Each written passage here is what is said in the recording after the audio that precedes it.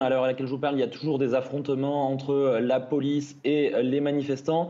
Vous le disiez, hein, une personne a été tuée aujourd'hui à Khartoum. Cet homme a reçu une balle tirée par la police dans le cou et il est mort immédiatement par terre sur le coup.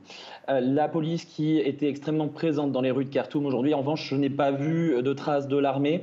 La police qui était équipée avec des tenues anti-émeutes, qui avait des gaz lacrymogènes, des bâtons et des fusils, et qui a tenté de démanteler les barricades qui sont diffusées un petit peu partout dans la capitale, qui bloquent de très nombreuses rues.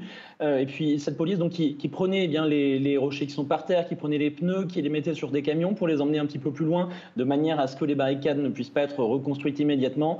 Eh bien, je peux vous dire que ça n'a pas du tout marché. Hein. À partir du moment où les policiers quittaient la zone, eh bien, les manifestants revenaient sur place, reconstruisaient les barricades et se remettaient à scander des chants anti-armés.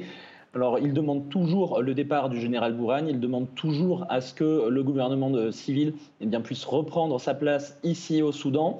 Il est probable qu'il n'y ait pas beaucoup de manifestations durant la journée de demain, puisque c'est un vendredi et que les gens traditionnellement restent plutôt chez eux et vont plutôt à la mosquée durant la journée. En revanche, ils ont appelé à une manifestation géante dans tout le pays à partir de samedi.